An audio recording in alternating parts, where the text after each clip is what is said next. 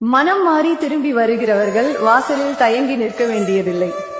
நீங்கள் இருந்த உங்கள் இடத்தில் குப்பைகள் சேர்ந்து விடாமல் நான் ஒரு பூஞ்செடியை நட்டு வைத்திருந்தேன். கூச்சமின்றி வந்து அமருங்கள், அது எப்போதும் உங்களிடமேதான். நீங்கள் வராமலே போயிருந்தாலும் அந்த செடிதான் நீங்கள் என நம்பிக்கொண்டிருந்திருப்பேன்.